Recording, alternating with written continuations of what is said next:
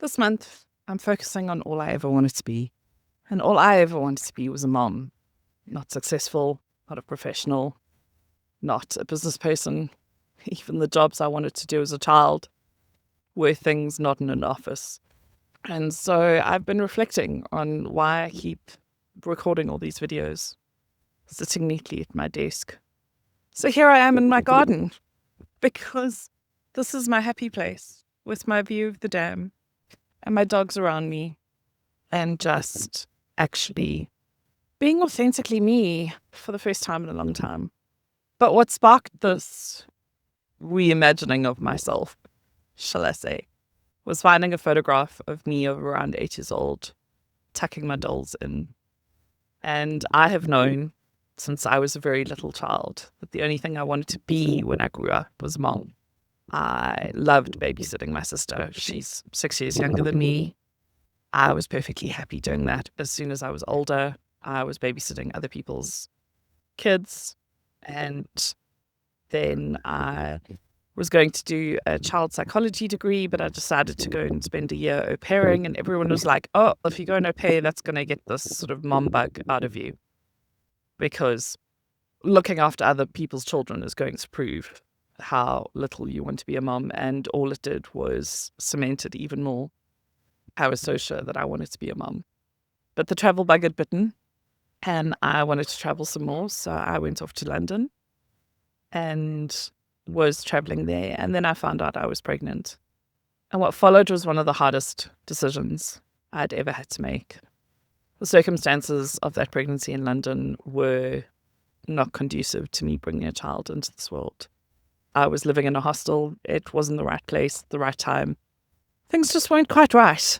And I knew that for my life and for a potential child's life, it was the better decision to terminate that pregnancy. But it took a lot of wrestling with my soul to make that decision, knowing that the only thing I ever wanted to be was a mom. But I made it, and I knew it was the right decision. And then what followed was years of trying to find the right man, trying to find my place in the world, lots of traveling. It took me almost 15 years after terminating that pregnancy to find my husband and to start a relationship that I thought was going to be worthy of children. And we were together for 3 years, and then we got married. And shortly after our wedding, within a few weeks, I found out I was pregnant. And we were so excited because it finally felt like I could stop trying to find the life and start working on building the life that I had dreamed of my whole life. And then I had a miscarriage, and then another. And seeing the spotting on that third pregnancy in a year was devastating. I honestly believed that I was being punished for terminating that first pregnancy. I felt like my body was punishing me, like the universe was punishing me. And I just really struggled through those 3 miscarriages in a year. And then eventually, just after our first wedding anniversary, found out I was pregnant again, 4th time in 12 months. What followed was a very tense, emotional pregnancy with a lot of support that went pretty much textbook. Literally could not have asked for a more textbook pregnancy and birth. Everything just went according to plan, and it was this incredibly strange feeling of why did this one work and everything else had gone pear-shaped for the past year. And then I had my son, and it was wonderful and exhausting and tiring and all of the things that parenthood is. And then I had another miscarriage, and then my daughter. 6 months after she was born, we started on a journey of brain problems with her and realizing that she had epilepsy at about 8 months old. And I remember sitting in the isolation room when she was 6 months old, and we thought she may have contracted meningitis. And we were in an isolation room in a new hospital. The hospital wasn't new. It was a new children's ward at the hospital. But so a lot of the staff didn't know how to get in and out of the isolation ward.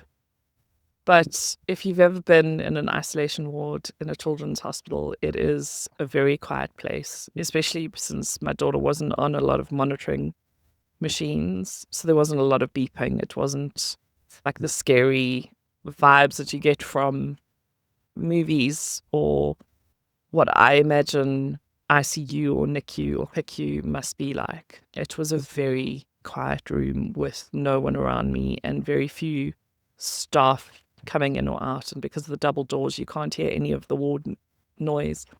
And I remember sitting in this utter silence while my daughter was asleep and realizing that I hadn't been quiet with my thoughts in years.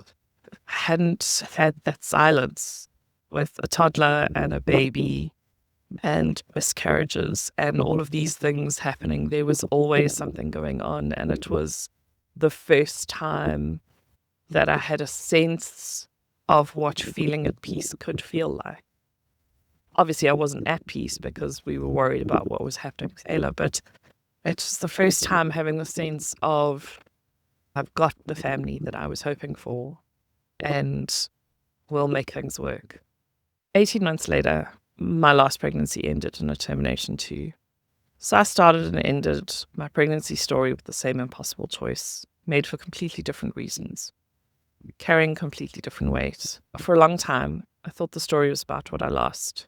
Babies, the pregnancies, the version of motherhood I'd imagined since I was small enough to tuck dolls under a blanket.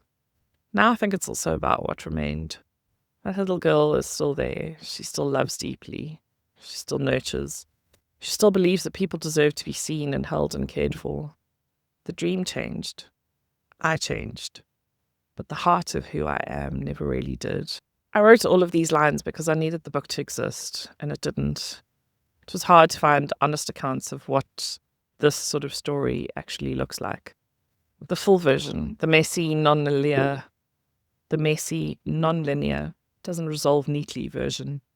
Not just the loss, but the grief underneath the grief, the dreams that pregnancy held, the person you thought you were going to be. The book is for anyone who's been through pregnancy loss and been told in one way or another to move on.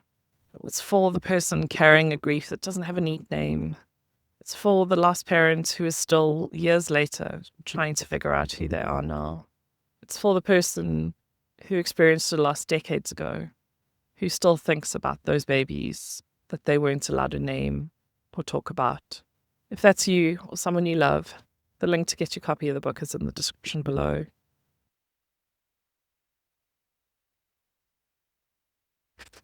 And one more thing before you go. I'm spending this year getting the story in front of more people who need to hear it. Podcasts, speaking events, community groups, and anywhere that people who would get value from the story gather, or anywhere that grief is part of the conversation. If someone I should be speaking to, a podcast, an event, a group, a community, please send me a message or drop it in the comments. That kind of referral is generally how this work reaches the people who need it. The link to the book is below. I'll see you next week.